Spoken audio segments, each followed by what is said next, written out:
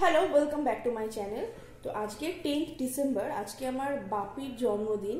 তো কোনো বছরই তো কিছু করা হয় না, আজকে সামান্য একটু আয়োজন করব, ওই জন্য ভাবলাম একটা ছোট ভিডিও শেয়ার করি। তো সকালে 5 রকম ভাজার পায়েসটা আমিই বানাবো, আর ভাবছি লোকাল কোনো দোকান থেকে কেক আনবো, কারণ এইখানে না মিয়ামোর বা মঞ্জনিস সেরকম কিছু নেই। দেখা যাক কি হয়। পায়েসটা মোটামুটি রেডি হয়ে গেছে দেখতে পাচ্ছেন। আর পায়েসটা একদম সর পড়ে গেছে, মানে না, হ্যাঁ, বসে গেছে পায়েসটা অনেকটা। আর এখানে পায়েসটা নামানোর পর দেখতে পাচ্ছেন পটল ভাজা, বেগুন ভাজা, আলু ভাজা হচ্ছে, আর ওদিকে পাঁপড় ভাজা হবে। এই ভাজাগুলো ততক্ষণে আমি রেডি করছি। পায়েসটা আর 5 রকম ভাজাটা আমি করলাম, করে আমি এখন কেকটা আনতে যাচ্ছি। বাকি রান্নাটা মা করে নেবে। কেক আনতে যাচ্ছি, কিন্তু ঠিক মন ভরছে না। এখানে সেরকম ভালো কেকের দোকান নেই, তো নর্মাল যে কোনো দোকান থেকে একটা কেক আনতে হবে, সেটার জন্যই ভালো লাগছে না। বাট ওই কেকেরটা আনবো, ওইটুকুই যথেষ্ট, মানে ওইটুকুই আর কি। না কাটলে ভালো লাগে না, ওই জন্য একটা দোকান থেকে, পাশেরই দোকান থেকে একটা কেক আনতে যাচ্ছি।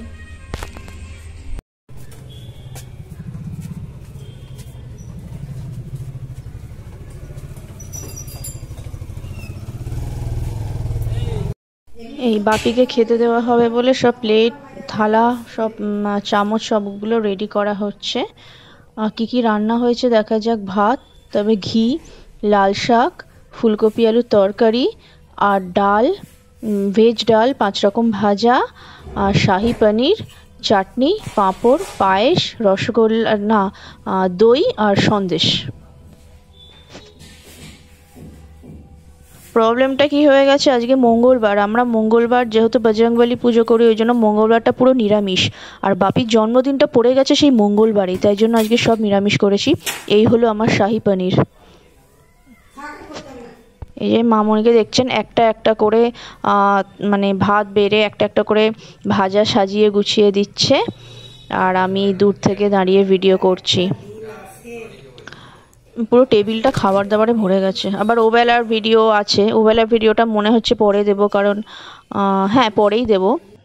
এবেলাই খাওয়া দাওয়া অবধি ভিডিওটা শেষ করে দেবো। এই যে সব থালা সাজানো হয়ে গেছে।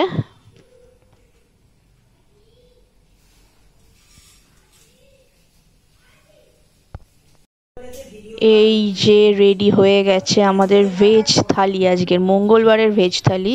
বললামই তো, কি ভাত, ঘি, লাল শাক, সব রকম। তা আমি বাপিকে একটু মাথায় প্রদীপের তাপটা দিয়েছি, আর নতুন করে আর ড্রেস চেঞ্জ করিনি, ঘরের ড্রেস পরেই আমি ভিডিওটা করেছি।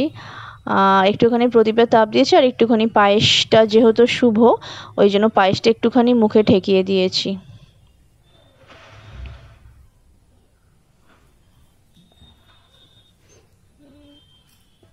যে পায়েসটা একটুখানি বাপির মুখে দিয়েছি, তারপরে বাপি নিজে খেয়েছে। মুখে দিচ্ছি।